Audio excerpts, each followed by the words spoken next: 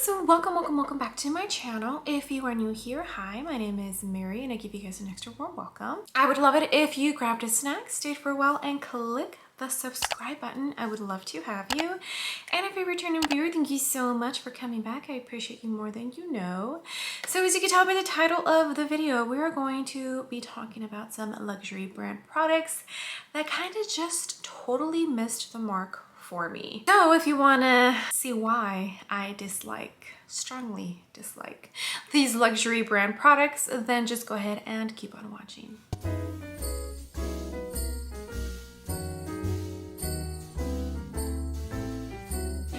Okay guys, why don't we go ahead and just get started in talking about these products that are on my shit list and just did not work for me. It sounds horrible, but honestly, they didn't work for me. I'm a little more casual today. I'm wearing a hoodie, sorry, and I don't even have eyelashes on. I just went ahead and put on mascara. Yeah. I do have two products that are not a luxury brand product, but they are a high-end brand product. So I'll talk about those and then we'll move on to the luxury products. They are both brow products. How many times am I going to say products? The first one is the Anastasia Beverly Hills Brow Freeze. When brow gels are released, I am always very hesitant to purchase because a lot of them don't end up working out for me. I have tried a lot and most of them don't work. My eyebrows just end up falling after an hour or so. I don't know if it's just the way that my eyebrows grow. Yeah, a lot of products that are like brow gels do not work for me and it sucks. I hate it. A lot of people rave about this product and talk about how amazing it is. So I finally bit the bullet and said, okay, let me purchase it and let me try it out. And it just does not work for me. And I have used it quite a bit, you can tell. It just, after an hour, hour and a half, my eyebrows fall. They just fall. I don't understand why it works amazing for other people, but my eyebrows just don't like it. Okay, the other product is by Nude Sticks and it's their brow gel. So this originally was with, I think, a brow pencil and then this on the other side or something like that. And Kathleen Lights raves about this brow gel. She raved about it so much and kept asking Nude Sticks to just do the brow gel on its own, and they did. And she was part of the campaign for it. I thought, you know what? She raves about it. Let me try it out. It's okay. It does keep my eyebrows up better than the brow freeze, but the packaging is horrible. So much product was coming out at the beginning. The little stopper here kept coming out. I don't really like the brush too much. It has literally messed up my eyebrows so many times. Like, I'll be done with my brows and then I'll be putting the gel and I end up just messing them up and it's annoying. It takes forever to dry down. So far, the only two brow gels that work for me right now are the Anastasia Beverly Hills Brow Gel and the new Patrick Ta, which I believe is still out of stock at Sephora. Other than that, every other brow gel and brow product I have tried to keep these bad boys up does not work. Okay, the next two items are from Dior and they are Complexion Products. The first one I want to talk about is the Dior Forever Natural Bronzer. Now, this is a nice bronzer. It truly is. The only issue I have with it is that it's not pigmented enough. I don't mind having to build up my products, but I feel like I really have to build this up. And it's honestly a little frustrating. Also, I feel like the shade looks darker on the pan than it does like on my skin. Like, see, you can barely see that and it looks so dark on the pan, right? So that is a little annoying. You're paying a good amount of money for this item and to have to build it so much, it's not a good thing. So the fact that I purchased, what shade is this? 05 Warm Bronze. I don't even know. I think there's like 8 or 9 shades. So I am more than halfway through the shades and this barely works for me. First of all, shade variance crap. I mean, it's nice and it looks beautiful, but after building up with like 10 or 15 layers, that's kind of a bummer if you ask me. Okay, the next item is a Dior blush. This is the shade 361. So you look at the pan and you're like, oh my gosh, that is such a beautiful color, right? This is pretty much a blush and a highlighter all in one. And I wish it would have said that somewhere, because like, do you see that? I don't like blushes like that. I don't mind a little bit of sheen like Charlotte Tilbury's. I did put just a slight amount of this blush on top of the other blush that I have, and like a tiny bit, because if I do put too much, I feel like I look like a Tin Man. This is a limited edition shade. I'm glad it is, because it is not that great. For me personally, blushes that are metallic are a big no for me. So I was very, very unhappy. I am still very unhappy with this blush. I doubt I will ever finish this blush. Okay, the next items are powders. I usually don't have a hard time with powders. A lot of the time, it's more of they're too drying or they don't do enough. For this Dior, what is this? This is the Cushion Powder. I got this in shade Light. I believe there's only 3 shades in this powder. First of all, this is so bulky, honestly. And it did have a puff, but I gave that to my daughter, and it has the little cover, and then there it is. This is supposed to be light, okay? The reason I don't like this powder is because this is supposed to be a light shade, but for some reason, it literally, I don't even think I could swatch it because of the cushion part. But yeah, you can kind of see it. It literally makes my foundation like almost 1 shade darker than it is. I tried using this for under my eyes. Oh no. It looks okay. It's a decent powder, but it is too dark. And this is the shade 01 Light. I got light for a reason, because I didn't want this to be a problem. I also feel like my oils come out very quick with this powder. It's not a great setting powder. It honestly isn't. Like, you can already see the oils on my chin coming through. I have only had this makeup on for about an hour and a half, maybe 2, and this is already happening. So I will probably be using this more as like a finishing powder than anything, but even then, because it turns my foundation darker than it needs to be, I don't pick that up too often. Okay, the next product, and please do not cancel me. A lot of people love this under eye powder, and for me, it just hasn't worked as amazing as other people say it does. And it is the Pat McGrath under eye powder. So I originally purchased the shade medium, and you can tell that I have definitely dug into it. And that is because I've been testing it out with different concealers just to see if maybe it works better with other concealers, but it does the same with every single concealer. Let me tell you what happens.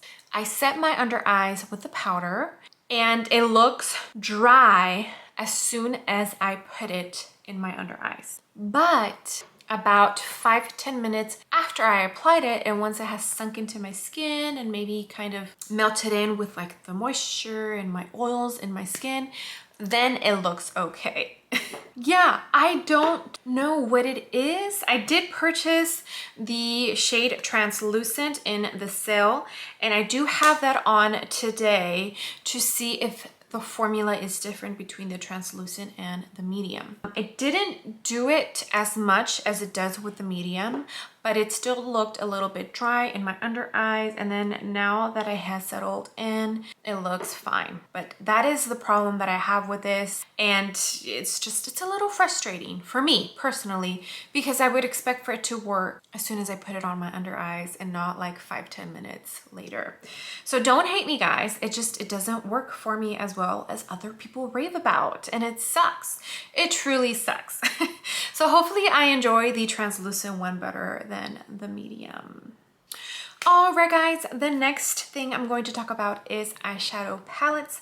I only have 3 of them. Okay, the first one is going to be this Dior Quad. It's from the Birds of a Feather collection, and this is the Early Bird palette. So this is the one that has that pretty red and that like mustard yellow. So the reason this palette is on the shit list is because when you apply this shade, which looks purple, right? It doesn't even look purple. It looks like a gray or like a washed out black, which honestly sucks because this color looks beautiful. And this shade right here, you literally have to dig in so much. And it's picking it up now with my finger, but with your brush, it takes so much to build it up. I don't even think I can get it this dark with a brush. It was just such a horrible shade. And the fact that 2 shades in this palette suck, it's like you're telling me that I only like half of this palette and I paid that much for it? No, ma'am. Okay, the next one is probably not going to come as a surprise for you because I think every single review I saw on this, they all agreed that it sucks. And it is the Tom Ford Holiday Palette, the Soleil Neige. This is in 01 Naked Pink. So yes, it is definitely naked. And when you look at this palette, you think, oh, those are beautiful shades, right? Well, the reason why this palette is on this shit list is because these 2 shades, even though they look that dark in the pan, they are not that dark in real life. And also they get hard pan so fast. It's like, what's that about? So this is that pinky one, and then this is that, like, it looks champagne on my hand, but it's not even champagne. Like, please tell me that those shades are totally deceiving, right? The only shade worth having in this palette is the shimmer shade, and that's what I have on my eyes. The topper, I have the glitter, and it's a beautiful glitter, but for only 1 shade to work in this whole quad, and this being as expensive as it is, no, that's just unacceptable. Do not even bother. Okay, and the next quad is a Charlotte Tilbury quad. And some people agree and some people will not agree. So this is not a shitty palette at all. It works beautifully. It's what I have on my eyes. So I used this Charlotte Tilbury palette. It's part of her holiday drop. So she dropped 2 of them. The first one was the Celestial Pearl, which was kind of a lighter tone type of palette. And actually all of the shades were like shimmery shades in there. They all had some sort of sparkle or shimmer. This is the second palette that she dropped. This is in Cosmic Pearl. And as you can see, this one is catered more towards like your darker skin tone people. So probably your tan to deep skin tones, and which is awesome. That is the awesome part, that she did release 2 different palettes. But I feel like the special shade in the Celestial Pearl is a lot more special than the special shade in this one. And it's this beautiful like mauve, purple, blue, like it shifts and it's pretty. It's a duochrome, right? It's a pretty shade. But that is all you get. Like if you use this with, well, I used it with my finger and I didn't think it give you as much of a pop as I wish it did. In the Celestial Pearl, you get a beautiful sparkly shade that looks kind of like the Tom Ford one.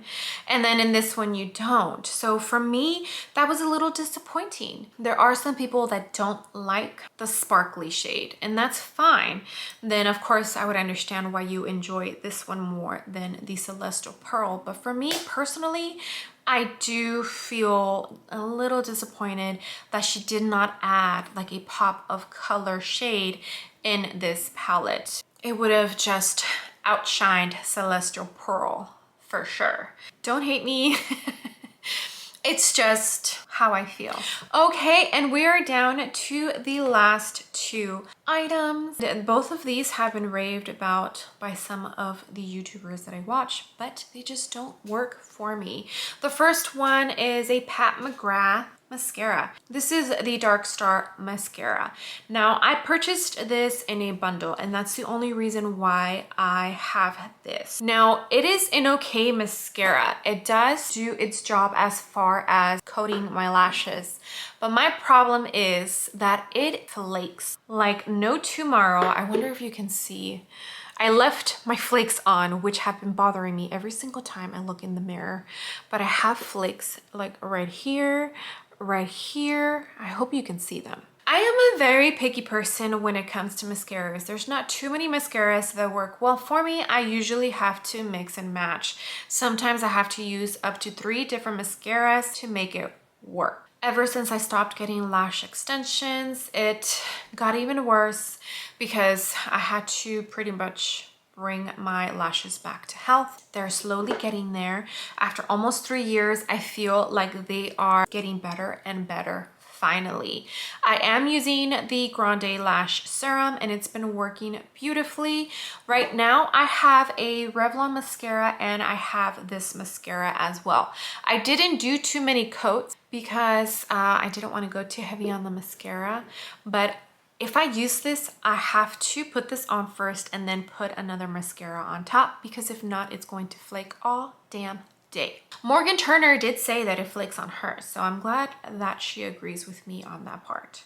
So I don't feel too horrible for saying I don't like this and it's not worth your money. I do also feel though that mascaras are more of a personal preference because we all have different lashes. They all are different length, the hairs are different. So if mascaras work on me, it doesn't necessarily mean that they're going to work on you, because there's so many mascaras that people rave about and I try them and I'm just like, no, they suck. And last but not least is a setting spray. And this is by Tatcha. It's the Luminous Dewy Skin Mist. I purchased a small little one so I can try it out, and I'm glad I did because I honestly feel like this is too expensive for what it actually is. I would even say that I have other setting sprays that cost half the price and work better than this.